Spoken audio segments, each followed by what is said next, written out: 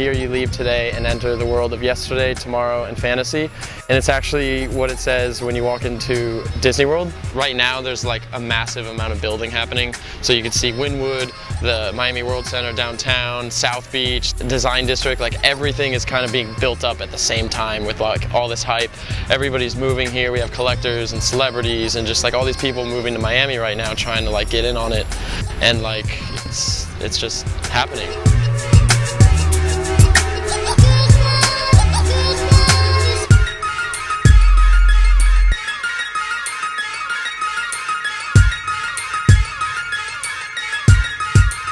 Elegance beyond your dreams, salvation beyond your screams. And it's just a distinction between the classes as far as elegance being, you know, Art Basel on Miami Beach and like the more posh side.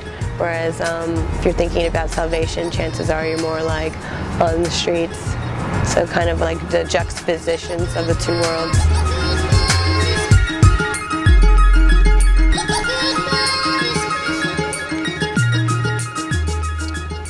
I'll see it when I believe it.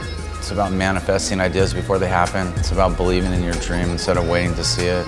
It's about being able to do whatever you want. So I thought it was a positive message. Pink's a positive color.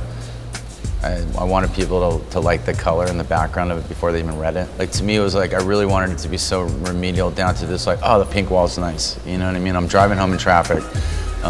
You know what I mean? It's just kind of like, because it's such a throwaway right there.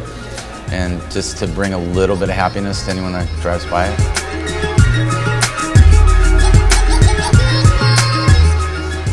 At the first whisper of orange blossom, she entirely lost her mind. The word whisper is probably like the best way to describe it. Like that's the word that actually talks about the feeling I wanted to impart. It's this sort of like warm, sensuous, suggestive thing. It comes a bit from the story of the founding of Miami. Julia Tuttle sent orange blossoms to Henry Flagler in 1900 in order to convince him to come build his railroad in Miami. So it's the founding of Miami is possibly based on an orange blossom.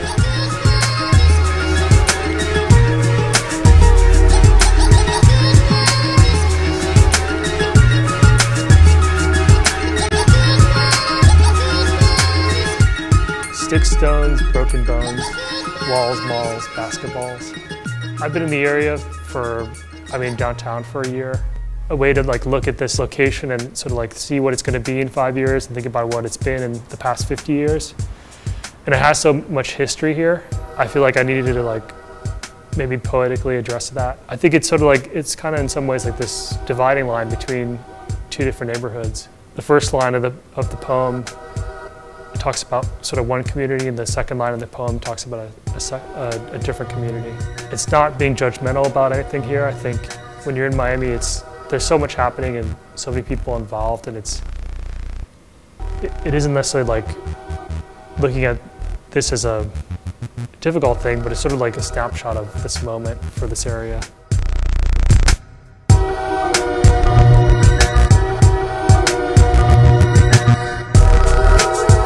Adios, which means farewell in Spanish, but if you break the word up, it means to God, which is why the A is articulated in red and just to God. Because adios is something that people can understand in English, Spanish. It has a universal aspect to it already. It's like the word Americana. It can be an Italian or someone from just a foreign country. You understand that as what it is.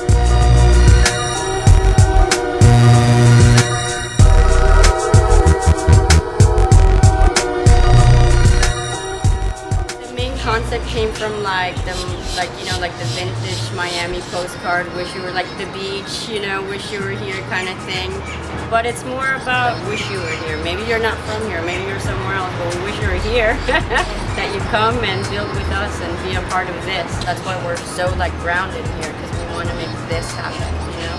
Like we're trying to build with the community here, whether it's like music, artists, whatever, like all kinds of like, whether it's visual arts or arts period.